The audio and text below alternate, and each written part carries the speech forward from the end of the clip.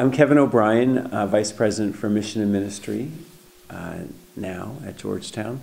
I graduated in 1988 from the college, so I've come back here.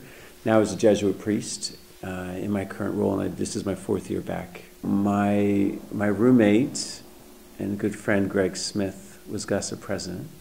In my senior year, he appointed me to the Corp.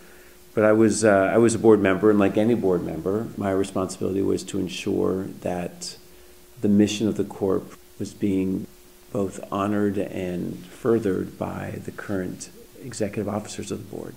It's a trustee role. And you think about it, with the tie to GUSA, I mean, GUSA represents, students of Georgetown. The Corp is all about students serving students. So in a sense, I was, to represent a larger student voice to Corp management. When I was a student here in the 80s, the student center was the Healy basement. So when you walked in Healy basement under what are now the main steps behind John Carroll's, you walked underneath there where financial services is presently. You had the Vital Vittles on one side and Saks Sundries on the other. So you had the grocery store and the drugstore. So for my time on the board, the most controversial was the cone zone.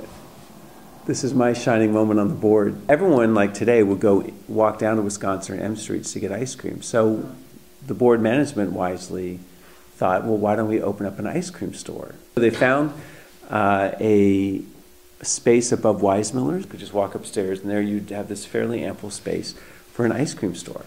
And so when you think about it, it really makes sense, right? You have a great demand. You've got really good space. It sort of has an off-campus feel. It's not like you're having ice cream in the Healy basement. Down in Healy basement, there's a lot going on, but this would, at least there would be some sort of event to getting your ice cream, which is the whole idea. And the prices were much less expensive than you'd find at Tom Sweet's. It lasted at least one academic year, but it really just lost a lot of money. So I remember the board meeting though where we had to decide, and this is a great example of board action. So the vote came up whether to close the cone zone or not. And we had a really great debate. I mean, and there you look at the financials, you look at whether there really was no business plan for the future. So the board voted to close the cone zone with one dissenting vote, which was mine.